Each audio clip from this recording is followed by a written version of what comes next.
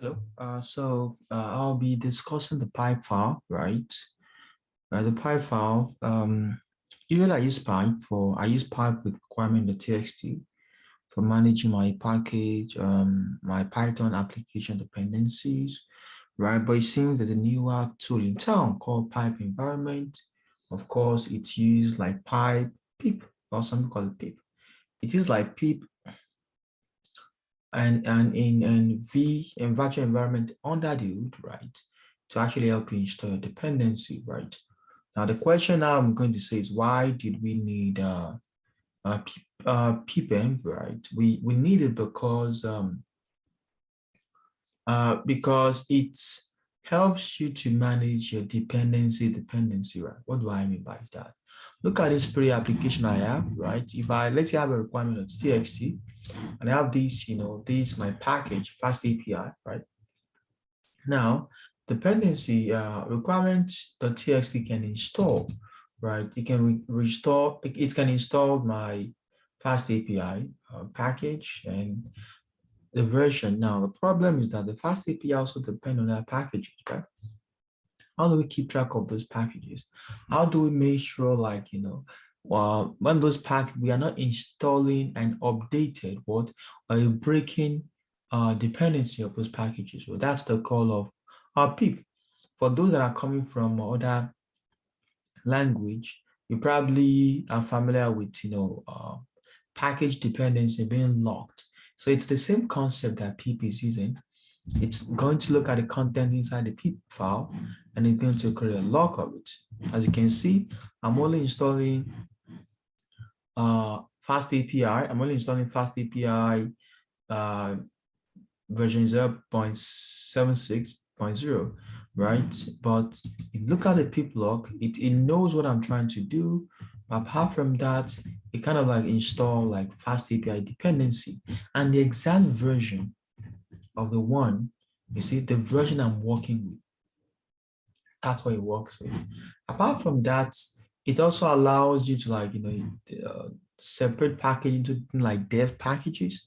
By having dev packages, you can specify packages that you don't need to run the application just for development purpose, right? For example, one of the packages that you can use for development is what? Is PyTest, right?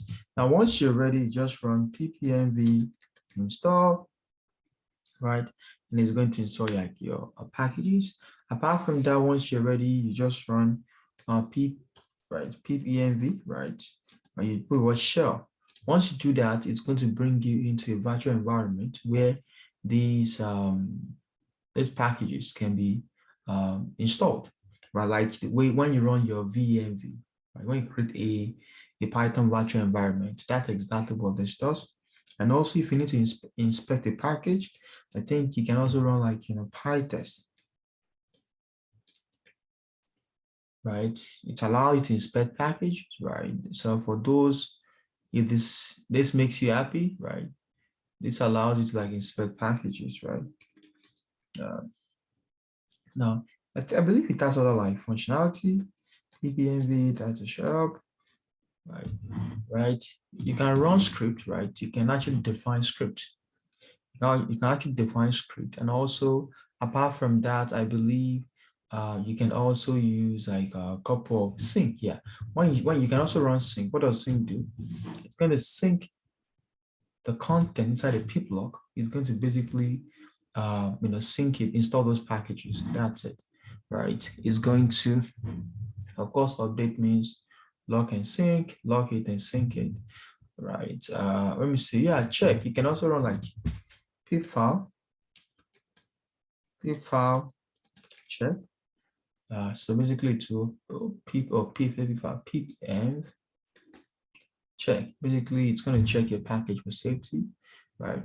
As you can see, verify checks if the hash your pip log are up to date. So we have like a bunch of other things that you can do, and also you can convert your you can convert your you can detect requirement.txt in your file and convert it into a pip file, right? That's the beauty of this particular tool, right? And right now it's being used by a lot of applications to manage dependency.